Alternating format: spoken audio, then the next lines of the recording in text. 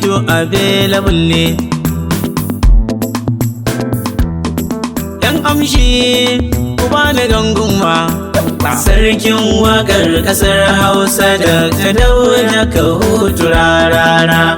Sarkin waƙar ƙasar Hausa Dr. Dauda Kahutu rarara. Shi alkhairi ba ya zama banza, in ka ɗau wani banza ka zama banza. Kaɗa gyaɗa na da mai in ta sha murza, to kai ɗan hasada ana ce man haza.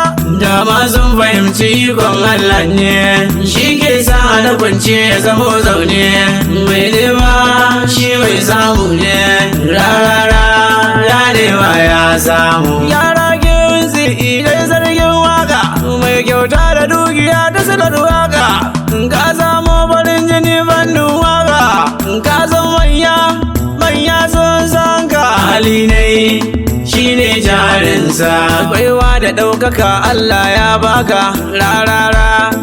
To sake hannunka tun can baya, mai kyauta sunanka ba ni ɗai ba, har gun yaranka da makwabta da abokannanka da matanka, kai har 'ya'yanka sun san cewa rara na da bara. Dautan baya kai koyon waka, sannan ka dage ka zama gwanin waka, nan ka samo suna jami'ar waka.